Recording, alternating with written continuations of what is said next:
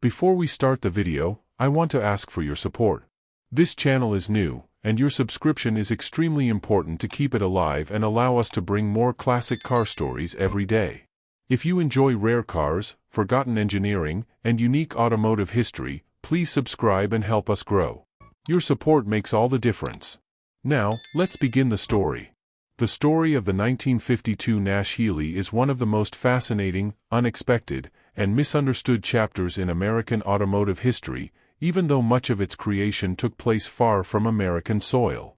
When people talk about rare American sports cars, they often jump immediately to the Corvette, the early Thunderbirds, or the Shelby creations of the 1960s.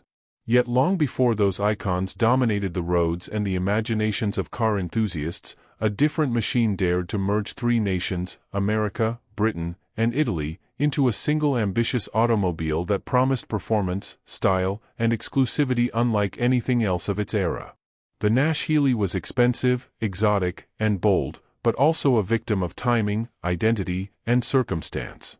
And because of that, this remarkable car, born from international cooperation and guided by passion rather than corporate formulas, ended up being unfairly forgotten.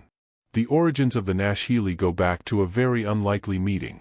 In 1949, George W. Mason, the president of Nash Kelvinator, was on a transatlantic voyage aboard the Queen Elizabeth. It was during this trip that he met British engineer and racing enthusiast Donald Healey, who had already won respect for his engineering skill and for his small yet spirited Healey sports cars. Mason and Healey had dinner together, and what began as a casual conversation between two automotive minds soon evolved into the seed of a new project. Healey explained his struggle to secure reliable and powerful engines for his cars, while Mason expressed his desire to give Nash a more exciting image. This surprising chemistry between two men from different automotive worlds became the foundation of a transcontinental partnership. The agreement between the two was simple and ambitious at the same time. Healey would design and build the chassis, Nash would provide the power and the financial structure, and together they would create a sports car that could compete with the best in Europe. The result of this cooperation was first seen in 1951. But it was in 1952 that the Nash Healey truly matured into the elegant and refined machine that collectors admire today. For the 1952 model year, the car underwent a significant transformation. The original styling of the early Nash Healeys had been functional, but somewhat plain and not particularly harmonious. Mason realized that if the car was to compete in the high-end sports car market, where Aston Martin, Jaguar, and Ferrari were defining beauty and performance, it needed a world-class designer. So he reached out to Pininfarina in Italy, whose unmatched talent for sculpting flowing, luxurious lines made him one of the greatest automotive artists in the world. Farina accepted the challenge, and the result was a stunningly elegant body that blended American presence, British proportions, and Italian sensibility with rare harmony. Building the car, however, was a complicated international dance. The chassis was built in England by Healey. The engines, transmissions, and many mechanical components came from the United States, courtesy of Nash. Then everything was shipped to Italy, where Farina's craftsmen shaped the body and completed the assembly. Finally, the finished cars returned across the ocean to the United States. This unique three-country production chain contributed to the car's high cost, but it also gave the Nash Healey an identity that no other American car of its time possessed. It was both European and American, elegant and muscular, refined yet daring. Under the hood, the Nash Healey 1952 used a modified version of Nash's Ambassador engine, a robust 3.8-liter inline-six that Healey re-engineered for performance. With high-compression pistons, a new aluminum head, and a pair of Carter carburetors, the engine produced around 140 horsepower, a strong figure for the early 1950s, especially for an American six-cylinder. More importantly, the car was lightweight and well-balanced, giving it a level of agility that most American cars simply could not match. While Europe excelled in small and nimble sports cars, America was known for large, heavy cruisers. The Nash Healey dared to break that pattern.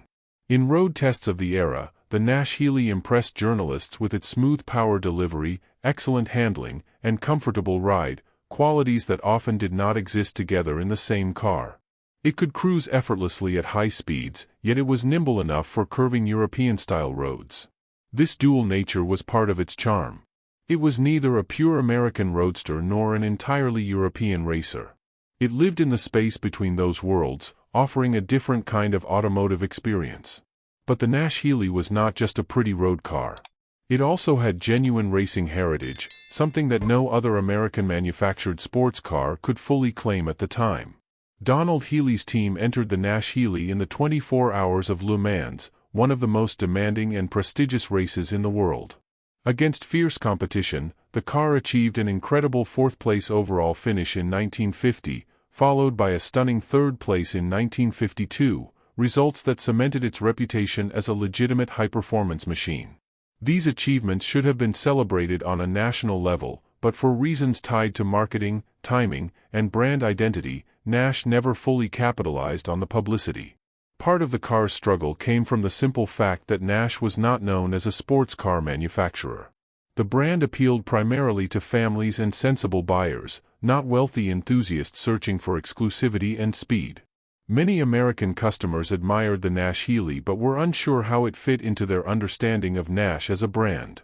Meanwhile, European buyers were reluctant to embrace a car associated with an American automaker.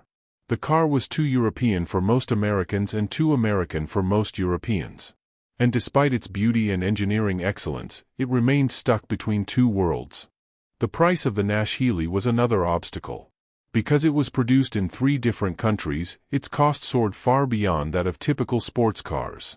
In 1952, a Nash Healey Roadster sold for around $6,000, more expensive than a Jaguar XK120, and far more costly than the Chevrolet Corvette that arrived in 1953. For buyers seeking affordable excitement, the Nash Healey simply cost too much. For wealthy enthusiasts able to spend that kind of money, Ferrari, Aston Martin, and Maserati were more tempting and more glamorous names. The car fell into a strange niche, expensive, but not exotic enough in the eyes of elite buyers, excellent, but misunderstood. Nevertheless, those who did purchase the Nash Healey often fell in love with it. The car was praised for its comfort during long-distance driving, its reliability, and the smoothness of its powertrain. Unlike many European sports cars of the time, which could be temperamental, the Nash Healey delivered a stable and refined experience. It was a gentleman's sports car, stylish, fast, but never harsh or aggressive. It captured a kind of sophistication that American buyers had rarely seen, and those who owned one often kept them for decades. As the 1950s progressed, however, the automotive world changed rapidly. Competition grew fiercer, styles evolved, and new technologies emerged. When Nash merged with Hudson in 1954 to form American Motors Corporation, AMC, the focus shifted toward more practical vehicles. Sports cars no longer fit the company's financial priorities. With low sales, high production costs, and little marketing support, the Nash Healey quietly faded from the market. By the time production ended, only a few hundred examples had been built. Today, the 1952 Nash Healey stands as one of the rarest American-related sports cars ever produced. Collectors who understand its story consider it a treasure, not only because of its limited production but also because of its multicultural engineering. The Italian body, the British chassis, the American engine, and the Le Mans pedigree create a car that can't be compared directly to anything else of its time. It is a symbol of what happens when creativity triumphs over corporate caution, a project born from friendship and ambition rather than pure marketing strategy. Even though history has largely forgotten it, the Nash Healey deserves recognition as one of the most intriguing and pioneering cars of the 1950s. It paved the way for later American sports cars, proving that Americans could compete internationally in style and performance. It also showed that partnerships between nations could yield extraordinary results, long before the globalized automotive industry of today.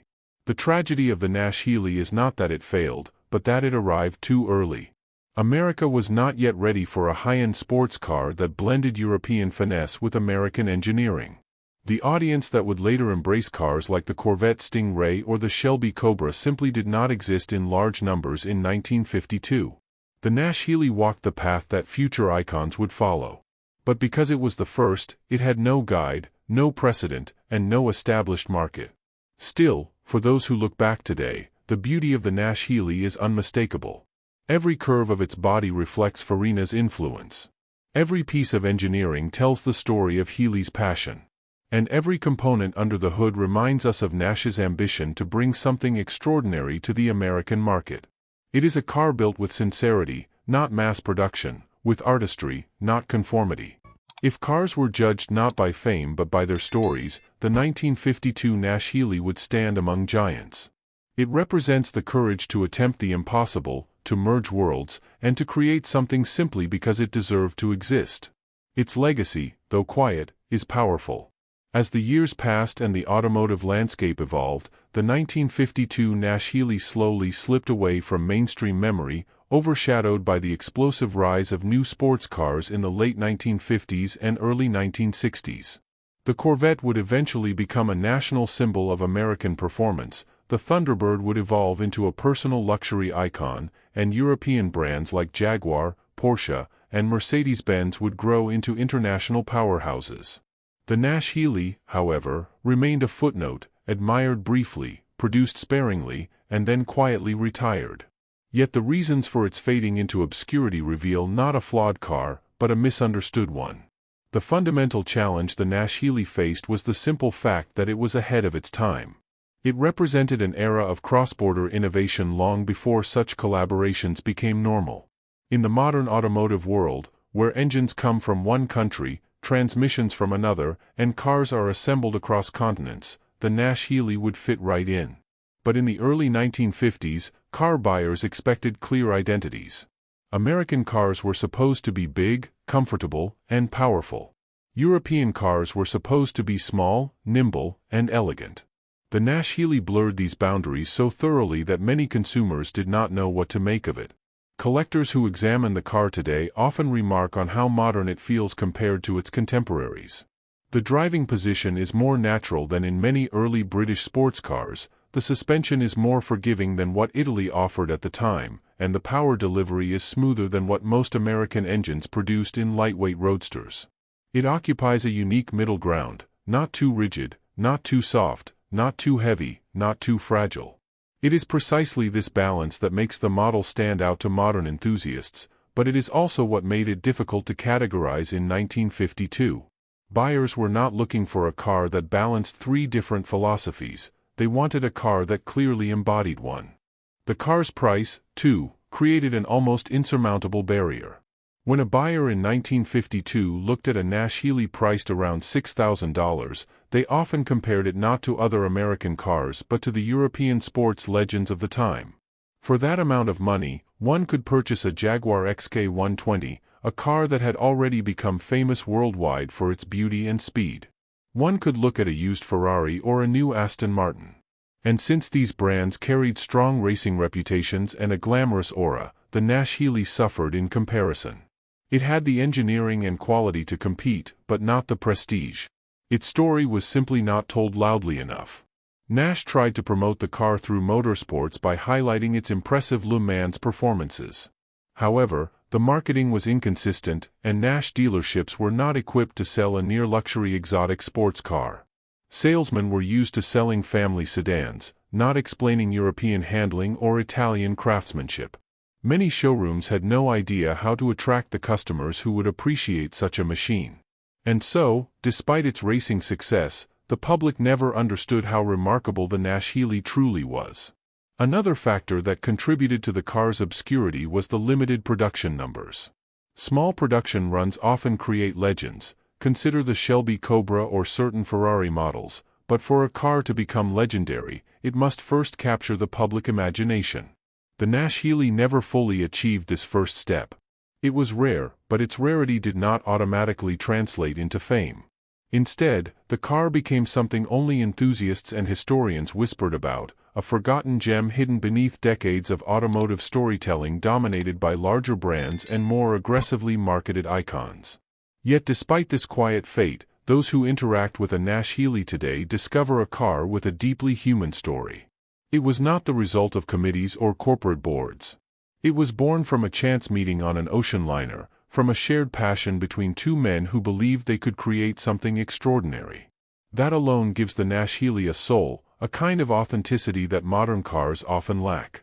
When the hood is opened and the American straight six sits nestled in its Italian body, when the British chassis reveals its balance and geometry, one can almost feel the fingerprints of the people who built it. It is mechanical art. Behind the wheel, the car reveals its personality with surprising clarity. The engine pulls with steady confidence, not explosive but assertive, offering a sense of reliability and endurance. The steering is precise, communicating the road without harshness.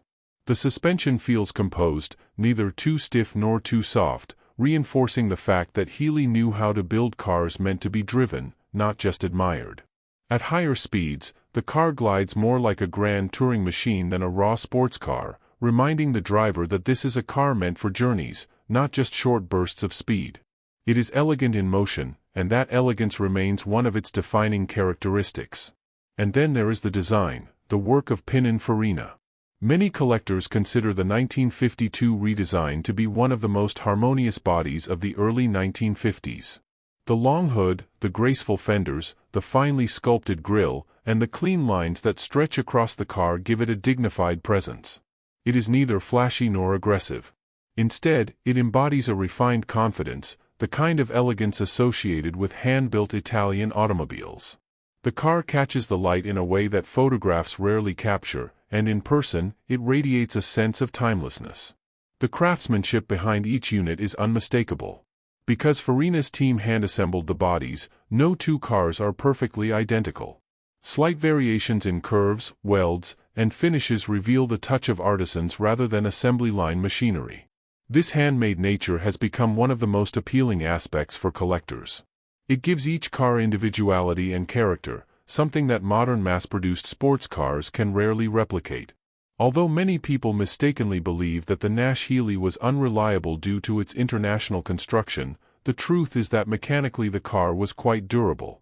The Nash engine, even in its modified high-performance form, was built with the ruggedness expected of American engines, and the Healey chassis was engineered with durability in mind. Most mechanical issues that owners faced were related to sourcing body parts from Italy or dealing with the complex transportation chain required to produce the original cars. But the underlying mechanical architecture proved stable and long-lasting. Many survivors today still run with their original engines, a testament to the car's engineering integrity. As time passed, the few remaining Nash Healeys began to find new respect among dedicated collectors. The rarity that once worked against the car in the market began to work in its favor. Those who sought out unique and historically significant vehicles discovered that the Nash Healey offered something truly special, a combination of international craftsmanship, racing pedigree, and compelling backstory.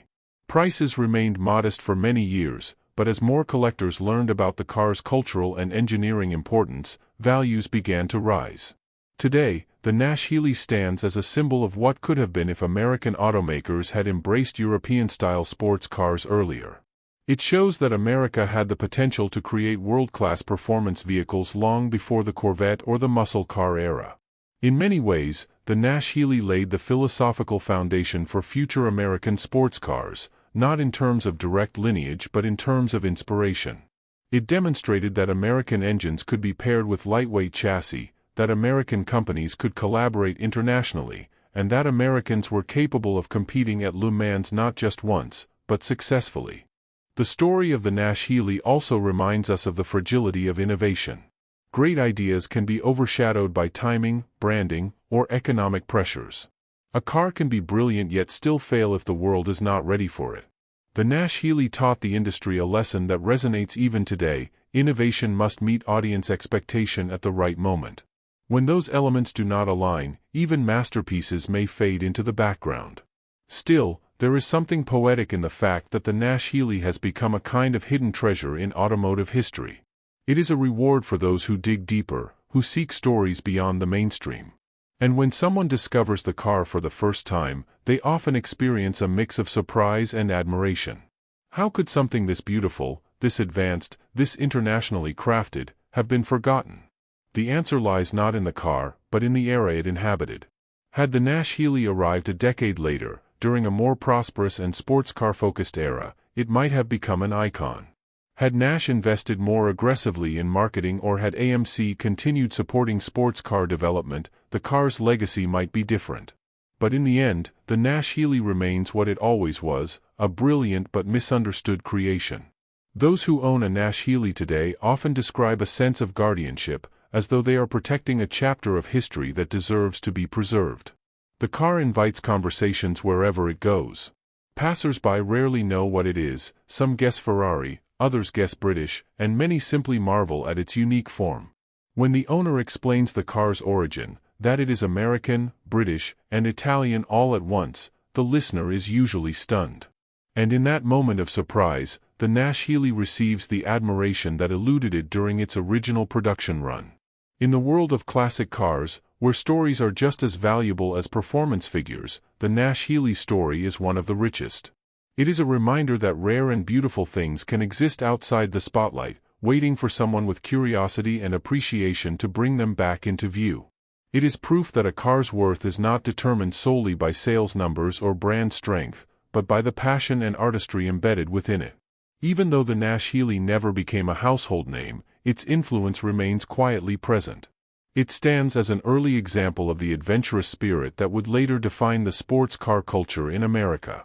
It represents a willingness to take risks, to collaborate across borders, and to pursue excellence even when the economics do not make perfect sense.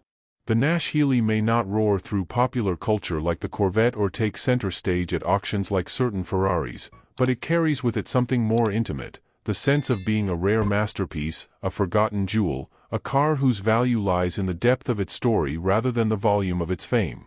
For those who appreciate it, the Nash Healey offers a connection not just to automotive history but to the spark of creativity that makes the automobile more than a machine. It makes it a work of art, a vessel of dreams, and a reminder of the passion that drives innovation. And as long as even a small number of people continue to tell its story, the Nash Healey will never truly be forgotten. It will live on through its survivors, through the memories of those who drove it, and through the recognition of enthusiasts who understand that history is not only written by the winners but also by the brave experiments that dared to challenge convention. The 1952 Nash Healey is one such experiment, bold, refined, beautiful, and unjustly overlooked. Its legacy is its resilience, its uniqueness, and its refusal to disappear from the hearts of those who rediscover it.